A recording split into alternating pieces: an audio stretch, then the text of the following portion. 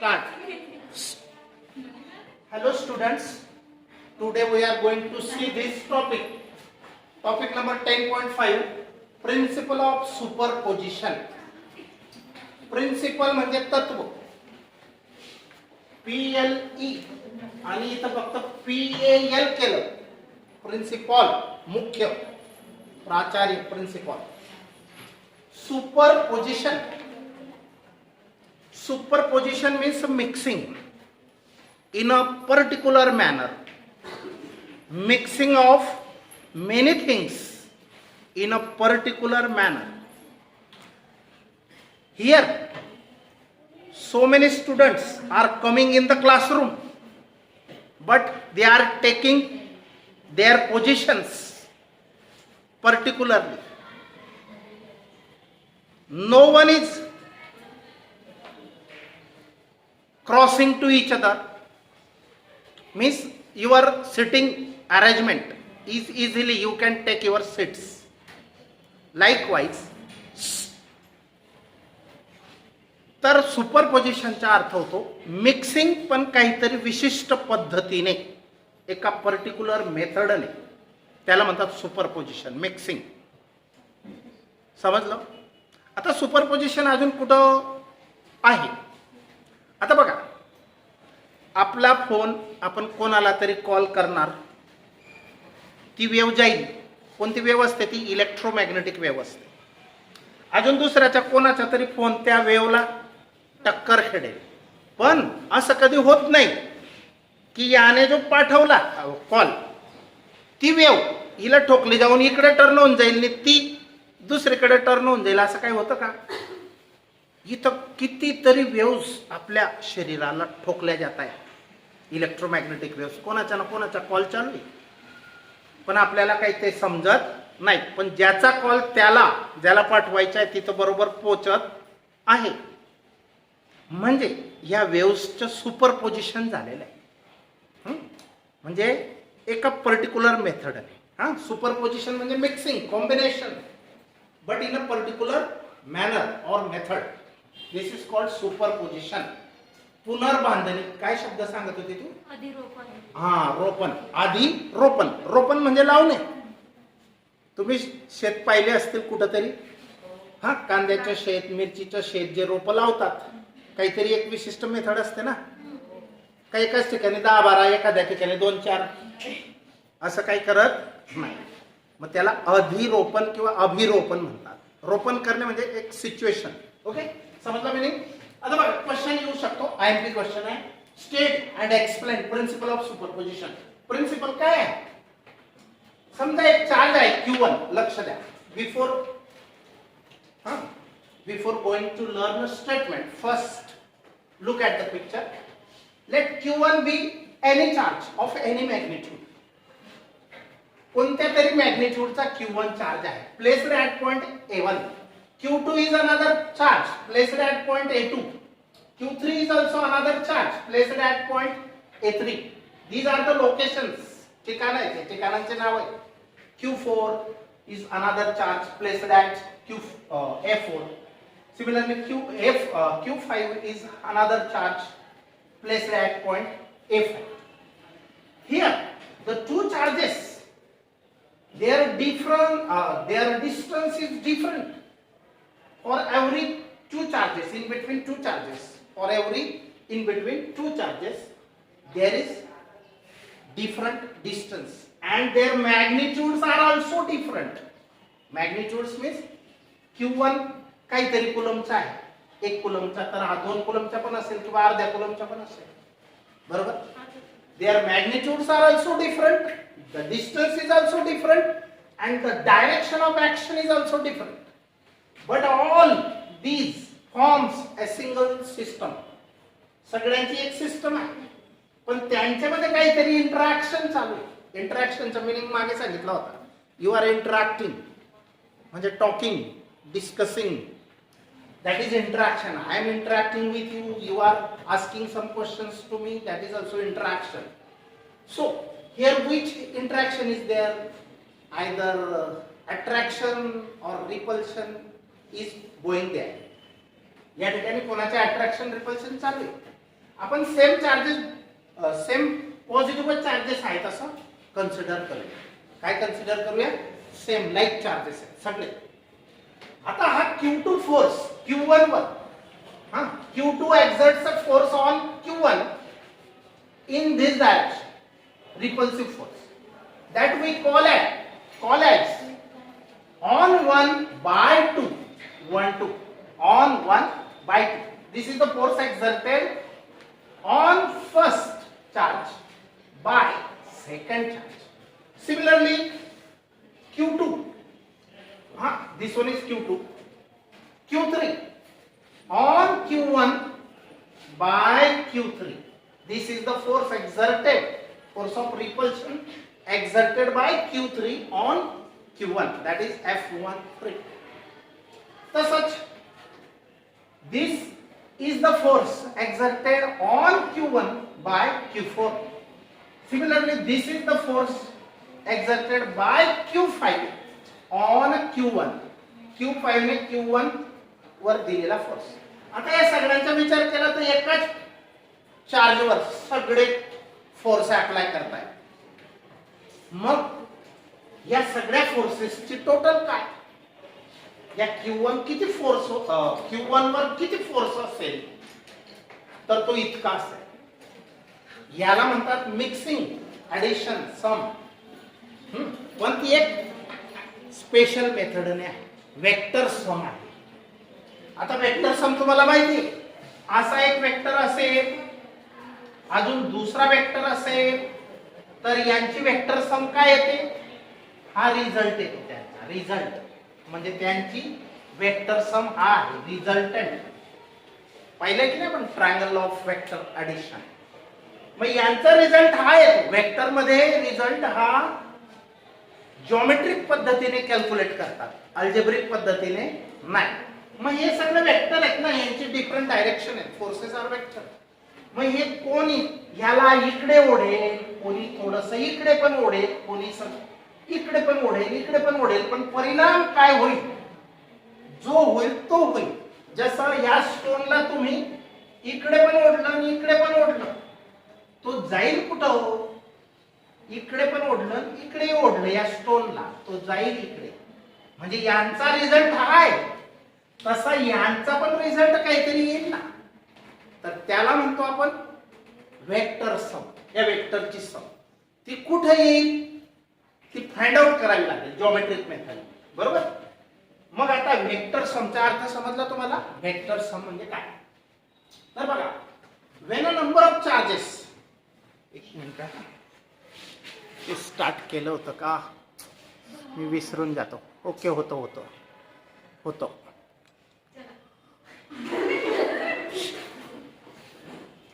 तर बघा, लक्ष द्या. आता हे काय आहे समजलं का? What is the picture? F12, F13, F14, F15. These are the all forces exerted on single charge by all other charges. Just 2 minutes. तर समजलंय? आता बघा, स्टेटमेंट काय आहे? When a number of charges interacting, हे नंबर ऑफ चार्जेस आहेत, ते काय करतायत? इंटरॅक्शन करतायत. कोणी ढकलतंय एकमेकांना, कोणी ओढतंय. इथं फक्त आपण ढकलण्याचाच विचार केलेला आहे, अट्रॅक्शनचा विचार केलेला नाही. तर when a number of charges are interacting with each other, the resultant force म्हणजे यांचा जो टोटल येईल resultant means net on a particular charge, म्हणजे या चार्जवर हे सगळे कोणी इकडून ढकलतोय, हा तिकडे ढकलतोय, हा इकडे ढकलतोय, हा इकडे ढकलतोय, पण परिणाम काय असेल? त्याला कुठं सरकावं लागेल? या चार्जला कुठं सरकावं लागेल? तो असेल त्याचा रिझल्टंट. समजला का अर्थ? बघा, when a number of charges are interacting, the resultant force on a particular charge, ह्या चार्जवर यांचा रिझल्टंट फोर्स परिणाम इज गिवन बाय, तो कसा दिला जाईल? By vector sum of the forces. Vector sum कोणाची करायची? या फोर्सेसची करायची, बरोबर. Exerted by individual charges. Exerted by म्हणजे हे फोर्सेस कोणी एक्झर्ट केले, दिले बाय इंडिव्हिज्युअल म्हणजे प्रत्येक चार्ज. इंडिव्हिज्युअल म्हणजे वैयक्तिक. प्रत्येक चार्जने जे फोर्सेस दिले त्यांची वेक्टर सम. काय सांगितलं लॉ मध्ये बघा, लक्ष द्या. When a number of charges interacting with each other, the resultant force on a particular charge is given by vector sum of is given by the vector sum of the forces exerted by the individual charges. समजलं? स्टेटमेंटचा अर्थ समजला का? आता consider number of point charges. तुम्ही मध्ये एक पण बोललं ना, परत मी रिपीट करेन. Consider number of point charges. Number of किती पण घेऊ शकतात आपण. फॉर एक्झाम्पल 5 घेतले, असे किती पण घेऊ शकतो. Kept at points A1 A2 so on. The force exerted on charge Q1, फक्त Q1 वर Q2 ने दिलेला फोर्स, या Q2 ने Q1 वर दिलेला force is F12. And the value of F12 is calculated by which law? Value of F12 is calculated by ignoring the presence of other charges. आता बघा, इतके चार्जेसने या चार्जला ढकलताय, हा पण ढकलतोय, पण याचा जो फोर्स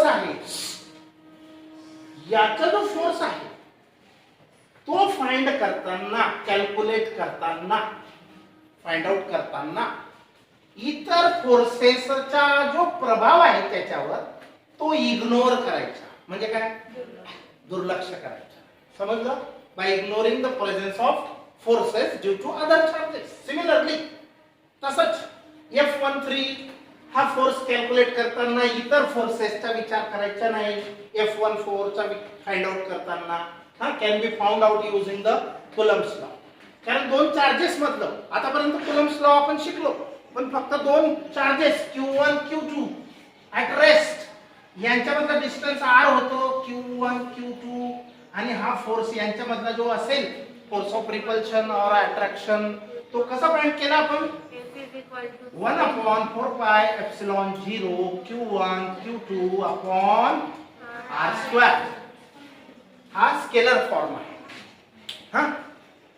तसा वेक्टर फॉर्म पाहिजे असेल तर इथे युनिट वेक्टर लावायचा. फक्त इथे युनिट वेक्टरने याला एरो द्यायचा. ओके, जायचंय ना, गुपचूप निघ ना. बोलून कशाला राहिली तर आवाज येतो ना. बडबड कोण करून राहिलं? तर 2 मिनिटं सुद्धा शांत राहता येत नाही का? तर आता बघा, टोटल फोर्स कोणावर? Q1 वर. कोणाचा? इतर सगळ्यांचा. The total force F1 on the charge Q1 is the, काय असेल हा? Vector sum of all charges. हे वेक्टर्स आहे आणि ही वेक्टर सम आहे. इथं बाण दाखवला तुम्ही म्हणजे वेक्टर सम आहे. जर बाण नाही दाखवला तर स्केलर सम आहे, अल्जेब्रिक सम आहे. ही वेक्टर सम आहे. F1 means force on Q1 by all other charges. Forces of 1, हा 1 आणि 2 मधला, हे हा 1 आहे. 1 वर सगळे 2, 3, 4 जे चार्जेस आहेत त्यांचा फोर्स. मग आता सगळ्यांचे हे कॉमन केलं काय? 1/4πε0 कॉमन. प्रत्येकाला असं लिहिणार ना तुम्ही. जसं 1 आणि 2 असतील तर इथं 1 2 लिहिणार. 1 आणि 3 असेल तर इथं 1 3 लिहिणार. बरोबर? 1 2 1 3 1 4 त्यांच्या अपॉन त्यांच्यामधलं डिस्टन्स चा स्क्वेअर. जसं याच्या डिस्टन्सचा स्क्वेअर घेतला तसा 1 आणि 2 मध्ये जे डिस्टन्स आहे त्यांचा डिस्टन्स 2 1 असेल. का? तर युनिट वेक्टर 2 कडून 1 कडे आहे. हे आपण मागच्या पिरियडला शिकलो, व्हिडिओ क्लिप मध्ये होतो. तसंच R13 इथं 3 1 येणार युनिट वेक्टर. हा युनिट वेक्टर का घ्यावा लागतो? इथं मॅग्निट्यूड जर आपल्याला वेगळं करायचं असेल तर त्याची डायरेक्शन याच्या डोक्यावर द्यायची. आणि असे किती पण असतील. आपण फॉर एक्झाम्पल 5 घेतले. वेर 2 1 3 1 R21 unit vector R31 are the unit vectors directed to Q1 कडेच येते सगळे. कुठून? From Q2 Q3 respectively, shortly लिहिलेले रिस्पेक्टिव्हली. तसं R21 R31 R41 are the distances from Q1 to Q2. हे Q1 टू Q2 मधलं अंतर आहे. नंतर हे 3 आणि 1 मधलं अंतर आहे Q1, समजलं, रिस्पेक्टिव्हली. मग आता हे झालं लिमिटेड चार्जेस साठी. पण असे n नंबर ऑफ चार्जेस असतील, n म्हणजे किती? इन्फायनाइट. हा, तर त्यांच्यासाठी कसं काढायचं मग हा फॉर्म्युला? त्याच फॉर्म्युल्याला थोडं जनरलाइज करायचं. जनरलाइज करणे म्हणजे काय? सगळ्यांसाठी ओपन करणे किंवा यूज करता येणे तो फॉर्म्युला जनरलाइज. मग याचे जनरलायझेशन कसं करणार बघा? If Q1 Q2 Q3 dot dot dot Qn so many hundreds of charges are the point charges, then the force F एकावर, कोणत्या पण एकावर इतर सगळ्यांचा जो फोर्स असेल, हा, exerted bye the charges on a test charge Q0. समजा हा Q0 घेतला. Q0 कोणाला यूज करतात माहिती आहे का? Taste charge. टेस्ट चार्जचा अर्थ नावच त्याचं टेस्ट चार्ज आहे. तो टेस्टिंग करतो, दुसऱ्यांची ताकद किती आहे चेक करतो, म्हणून त्याला टेस्ट चार्ज म्हणतात. आणि टेस्ट चार्ज हा स्मॉल असतो आणि युनिट मॅग्निट्यूडचा असतो, म्हणजे 1 कुलमचा असतो. स्मॉल असतो आणि 1 कुलमचा असतो. त्याच्यापेक्षा दुसरे किती पण असू शकतील, आणि त्यांची शक्ती याच्यावर किती चालते तो चेक करतो. 1 टाइम आहे का 2 टाइम. तर बघा, by the charges on a test charge Q0 is F test. टेस्टचा अर्थ ऑन ए टेस्ट चार्ज, हा, टेस्ट चार्ज Q0 वर इतर सगळे जे असतील सगळे चार्जेसचा जो फोर्स आहे F1 F, हा, यांची वेक्टर सम करायची अप टू Fn. मग याच्यामध्ये जनरलाइज कसं करणार? हा 1/4πε0 कॉमन आणि समेशन कोणाचं? यांचं करायचं. मग इथं नेहमी जसं 1 1 आलेला आहे बघा, 1 1 हे किती पण लिहिले, 1 2 1 3 1 4 1 5 5 असतील तर इथं जितके असतील, हा पहिला कोणी ज्याच्यावर इतरांचा प्रभाव आहे तो येईल Q0. आणि इतर कोणी 1 2 3 n, हा, असे असते, बरोबर. तर लक्ष द्या, सूचना द्यायची तुम्हाला मेन फोर्सेस सरांचं, त्याच्यासाठी फोन. तर हा साईन की नाही, मग हा जनरल फॉर्म्युला आहे. इथं Rn काय आहे? Unit vector. कुठून कुठं? n Qn पासून Q0 कडे. आता हे Qn किती आहेत? 1 Q1 असेल तर Q1 टू Q0, 2 असेल तर Q2 टू Q0, हा असेल. मग Rn इज द, आणि Rn काय आहे? Rn इज द डिस्टन्स और सेपरेशन बिटवीन द चार्जेस. आता हा Rn वेक्टर आहे, याचं मॅग्निट्यूड वेगळं केलं, त्याची डायरेक्शन वेगळी केली. ओके. आता इलेक्ट्रिक फील्ड म्हणजे काय? Just a minute, single minute. Field, electric field, एखादा चार्ज आहे तो 1 कुलमचा आहे, तर त्याच्या अराउंड समजा हे जे फील्ड आहे, जसं बल्बच्या अराउंड काय असेल? लाईट. पण त्याच्यापासून खूप लांब लांब गेले तर लाईट कमी होत जाईल आणि अंधार वाढत जाईल. तसं चार्ज पासून दूर गेले तर त्याचं फील्ड कमी कमी होत जाईल, फेड होत जाईल. आणि जास्त कुलमचा असेल तर फील्ड याचं मोठं असेल, चार्जवर डिपेंड आहे. मग फील्ड म्हणजे काय? सराउंडिंग. पण याचं फील्ड हे दिसतं का? नाही. दिसतं का? नाही. मग कसं चेक करायचं तो किती ताकदवर आहे, त्याचा फोर्स किती तो एक हे करतो? मग याच्यासाठी टेस्ट चार्ज Q0 की ज्याचं मॅग्निट्यूड आपल्याला माहिती आहे, युनिट मॅग्निट्यूड किती? युनिट मॅग्निट्यूड 1 कुलमचा तो आहे. याला कुठून आणायचं? तो कुठं पण आहे, इन्फिनिटीला आहे. त्याला उचलायचं आणि याच्या जवळ आणायचं, इथं इथं इथं आणा. आणि जसे जसे सरकणार तसा हा चार्ज या Q0 ला काय करेल? ढकलेल ना. एक तर जोरात अट्रॅक्ट करेल, म्हणजे फोर्स एक्झर्ट तर करेल ना. हा, मग हा टेस्ट चार्ज चेक करेल की किती फोर्स, हा एक्सपिरियन्स करेल फोर्स. कुठं पण त्याच्या फील्डमध्ये. म्हणजे जेव्हा हा चार्ज त्याच्या बाउंड्री मध्ये गेला तरच हा चार्ज एक्सपिरियन्स करेल फोर्सचा. आणि त्याच्या बाउंड्री मध्ये नाहीये. एखाद्या राजाचं राज्य बाउंड्रीवर, वेशीवर, वेश माहिती ना तुम्हाला, सीमा, दुसरं कोणी राज्याच्या आलं तर त्याला परमिशन घ्यावी लागते. आणि चोरी छुपे आले तर हे सैनिक या राज्याचे रक्षण करतात ना, राज्याचे पकडून राजाजवळ घेऊन जाते. म्हणजे त्या राजाची किती ताकद आहे ते कोणाला समजेल, तो येणाऱ्याला समजेल की काय आहे. मग हा चेक करतो. Q0 काय करतो, टेस्टिंग करतो. तर बघा लक्ष द्या, definition. What is electric field? The space surrounding any charge is called electric field, where the another charge like test charge is brought in that field, then that Q0 will experience a force. तो experience करेल force.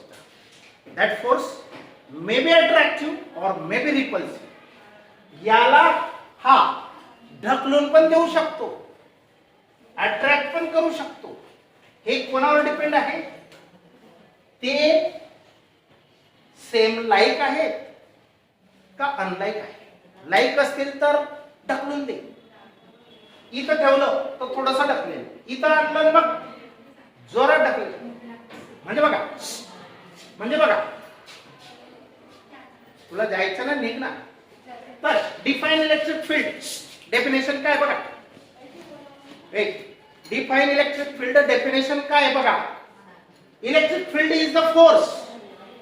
Electric field काय आहे? Force per unit charge. Force per unit charge. लक्ष द्या, very very important formula it is. This formula is very very important.